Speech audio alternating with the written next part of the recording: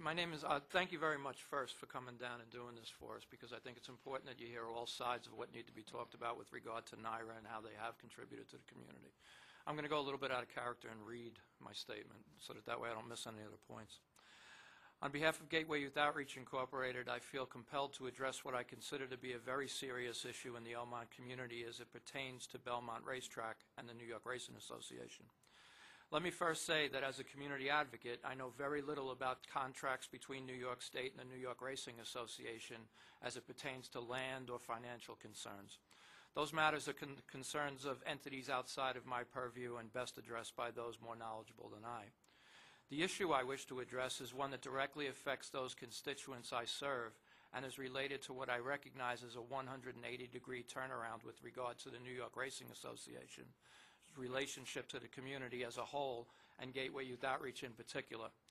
Gateway Youth Outreach, by the way, works with over 1,600 young people and their families in the communities in this particular area, providing after-school programs, counseling, employment services, the whole gamut of what youth programs are supposed to do in a community. Just a few years ago, a Senate hearing was held at the Elmont Public Library addressing concerns regarding the franchise agreement with New York State Racing Association, as well as the awarding of contracts for video lottery terminals at both Belmont and Aqueduct.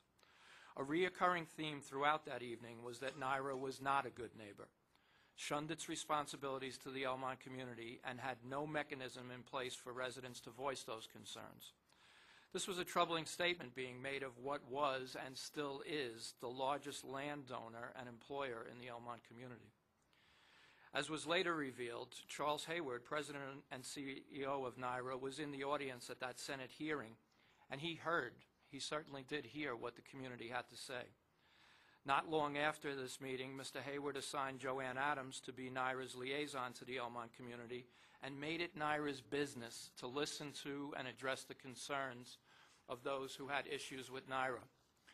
The community expressed their concern of the shabbily painted fence along Hempstead Turnpike corridor and NYRA's property and the lack of greenery adorning the entrances.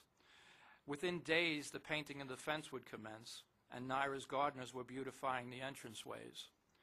When residents expressed concern over NYRA's lack of involvement in community events, NYRA made both financial and material contributions.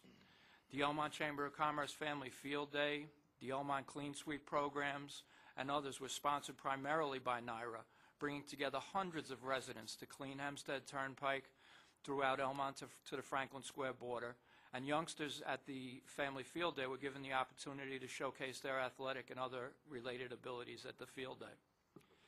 An Elmont-Belmont parade was organized to celebrate the Belmont Stakes and the fact that Elmont was the home sponsor. Elmont Days were sponsored at the track with free admission, parking, food for Elmont residents, as well as donating the proceeds of all race sponsorships to the Elmont Chamber of Commerce.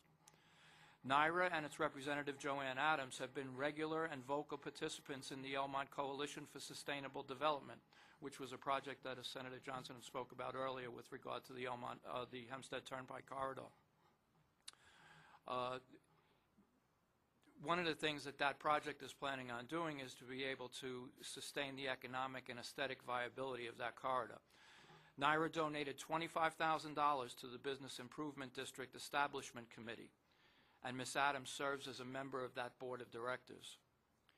Gateway Youth Outreach Incorporated has benefited from and worked with NYRA on many projects, ranging from a $25,000 donation that was directly made from NYRA to assist with the implementation of GYO's after-school programs at a time when governmental sources of funding were being reduced substantially. NYRA has provided sponsorships and gifts to GYO's annual fundraiser golf outing worth thousands of dollars in the form of giveaways, donations of racing packages with admissions, food, programs, parking, and grand prizes valued at probably over $1,000 for admission, food, parking, and program at the Belmont Stakes. NYRA personnel were instrumental in helping establish a one-of-a-kind mentoring program between children in GYO's after-school program with champion trainer Kieran McLaughlin, where youngsters learn about the fascinating and lucrative employment positions in the backstretch world of racing, such as veterinarians, equine hospital technicians, dietitians, My favorite was the equine chiropractor. When it cracked the horse's neck, it was amazing. Blacksmiths and a host of other positions previously unknown to those children residing immediately outside Belmont's gates. These kids are living right next to these opportunities, didn't know about it, but because of our relationship with NYRA, we're able now to be able to work through that. You know, and also, too, the name recognition and goodwill NYRA has generated for GYO as well, too. We've been able to use that in media and other places to be able to show that, you know, we're established and we're working with a large entity like this. NYRA, as I said in the beginning and hope to have clearly illustrated, is now a great neighbor, and I believe looking to do even more. NYRA's leadership through Charles Hayward and its relationship with community liaison Joanne Adams has led to the development of a plan to make Belmont and the rest of its properties a crown jewel, particularly in its backyard of Elmont. They have proved that time and time again with their commitment to the Elmont community. I would hope you would recognize their progress to date and potential for further prosperity and work with them, if not for the betterment of NYRA, then for the betterment of Elmont as a great community. Thanks. My name is Joe Dalton. I serve as the president of the Saratoga County Chamber of Commerce, which represents 2,800 business and professional firms in Saratoga County and the immediate area. I followed the relationship of New York State and the New York Racing Association for 39 years, testifying before the Delafield Commission in the very early 1970s. With all due respect to our friends from Kentucky, there is probably no community in the United States so tied to thoroughbred racing as Saratoga. The horse is part of every fabric of our community because Saratoga is the oldest continuing running thoroughbred track in the nation. Saratoga Racecourse has been listed in Sports Illustrated as one of the top 10 sporting venues in the nation and has the highest daily attendance of any track in the nation. 4 years ago, the Saratoga County Board of Supervisors commissioned a study of the impact of thoroughbred racing on Saratoga County and the 9 counties immediately surrounding Saratoga. Equine farms in the state, now not owned by millionaires, have invested over $3.7 billion in property and buildings, while 3.5 million acres of land have been kept green by these farms.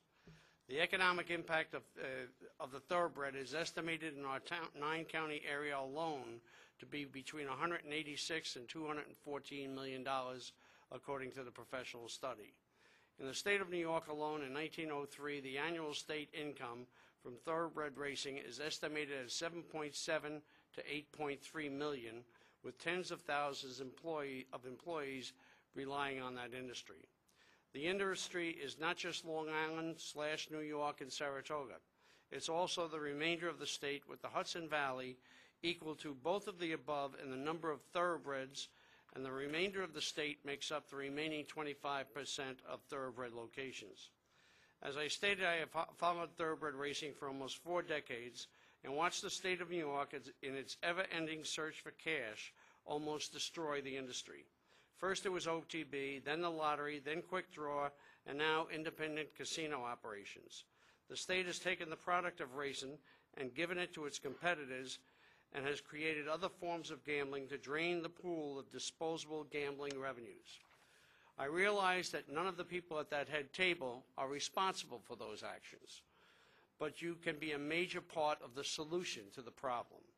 The state, with all its branches of government agreeing, developed a franchise agreement with NYRA whereby the state acquired $1 billion worth of prime land.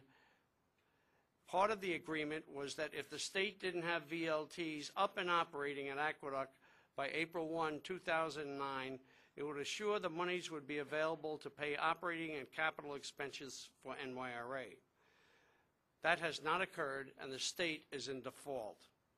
I would like you to lead an effort to have the state fulfill its obligations and also assure that a respected and knowledgeable VLT operator be chosen to open VLTs at Aqueduct Racecourse at the earliest time possible.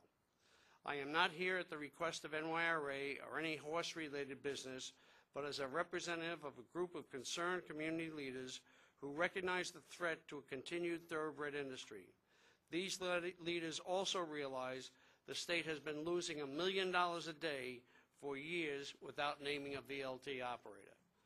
NYRA, without a doubt, runs the best racing in the nation, but these delays in establishing VLTs at Aqueduct are causing an outmigration of some of the finest racing stables to other states, including and especially Pennsylvania. Earlier in the testimony, someone had mentioned about people gambling on the phone on horse racing while at the track. Last year, I sat next to 3 gentlemen at the track with their cell phones. All their wages were not made at the windows. They were made over the cell phone to someone other than NYRA. I would like you to remember and remind the governor that his grandfather was a blacksmith for a leading stable in the United States and made his living that way. And there are thousands of other people doing the same today, and they'd like to keep their jobs. Thank you.